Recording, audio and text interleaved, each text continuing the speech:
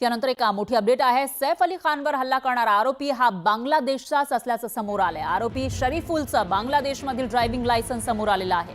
मुंबईमध्ये तो माहिती लपवून बनावट कागदपत्रांच्या आधारे वास्तव्य करत होता। दरम्यान आरोपीला भारतामध्ये आणि महाराष्ट्रामध्ये मुंबईत थांबण्यासाठी आणि कामासाठी जी काही कागदपत्र लागतात ती काढण्यासाठी कोणी मदत केली या सर्व गोष्टींची चौकशी मुंबई पोलीस करतायत। तर काही दिवसांपूर्वी सैफ अली खानवर हल्ला झालेला होता आणि हा हल्ला करणारा आरोपी शरीफुल हा मूळचा बांगलादेशचा आहे, मात्र तो मुंबईमध्ये राहत होता, महाराष्ट्राच्या मुंबईमध्ये, आणि या ठिकाणी त्याने बनावट कागदपत्र सुद्धा बनवली होती, काम सुद्धा तो करत होता अशी माहिती समोर आली आहे। त्यामुळे ही कागदपत्र तयार करण्यासाठी त्याला कोणी मदत केली याविषयीची चौकशी सुरू आहे।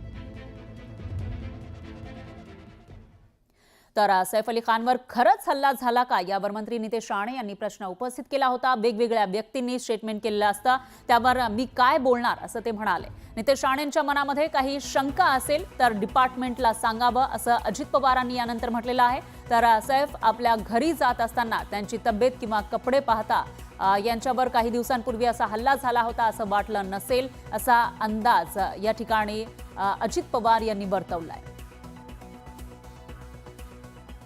सैफ त्यांच्या घरी स्वतःच्या जात असताना त्यांची तब्येत किंवा त्यांचं एकंदरीत जे काही कपडे वगैरे होते ते बघितल्यानंतर बाबा यांच्यावर काही दिवसापूर्वी असा हल्ला झाला, त्यांची मुळातच तब्येत पण चांगली आहे आणि जे घडलंय ते घडलंयच ना। कारण नंतर त्यांनी आमच्या डिपार्टमेंटनी पहाटे त्याला तिथं घेऊन गेले होते। तू कुठल्या बाजूने वर गेला, कसा गेला, कुठला जिना वापरला, कुठल्या डकमधनं आतमध्ये शिरला, तिथं शिरत असताना ते घर कुणाचं आहे हे तुला काही माहिती होतं का? तर तो म्हणला मी अजिबात ह्या कुठल्याही गोष्टी मला माहिती नव्हत्या, मला एवढंच माहिती होतं ह्या सगळ्या भागामध्ये एक श्रीमंत वर्ग राहतो।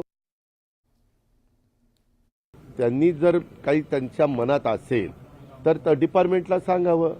मी पण डिपार्टमेंटला फार तर सांगेन की असं कोणाच्या मनामध्ये शंका कुशंका असेल, वास्तविक ती व्यक्ती सापडलेली आहे, ती व्यक्ती बांगलादेशमधनं आलेली होती, ती एका मुंबईच्या बद्दल आकर्षण बहुतेक सगळ्यांना असतं, आजूबाजूच्या देशातल्या पण काही लोकांना ते आहे आणि त्या निमित्तानं ते आलेले होते। परंतु मुंबई एकंदरीत बघितल्यानंतर त्याला परत त्याच्या बांगलादेशला जायचं होतं म्हणून त्याला 50,000ची गरज होती, पण मागताना त्याने 1 कोटी मागितले।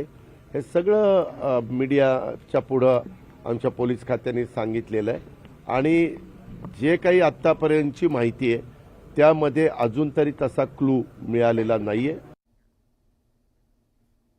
आणखी एक मोठी बातमी आहे। सोलापुरात माफिया राज चालू देणार नाही असा इशारा पालकमंत्री जयकुमार गोरेंनी दिला आहे। कोणाचीही गुंडगिरी खपून घेणार नाही असं गोरे म्हणतात। कोणीही चुकीची कामं जिल्ह्यामध्ये कोणाचीही चालू देणार नाही, कोणतीही चुकीची कामं चालू देणार नाही असंही गोरेंनी म्हटलंय। या जिल्ह्यामध्ये कुठल्याही माफियाचं राज्य चालू देणार नाही। या जिल्ह्यामध्ये म्हणण्यापेक्षा राज्यामध्ये आदरणीय मुख्यमंत्री महोदयांच्या नेतृत्वाखाली काम करत असताना कुठल्याही अधिकाऱ्याला त्रास होणार नाही, कुठल्याही जनतेला त्रास होणार नाही। त्यामुळं माफिया राज्य संपून जाईल, अजिबात चिंता करू नका।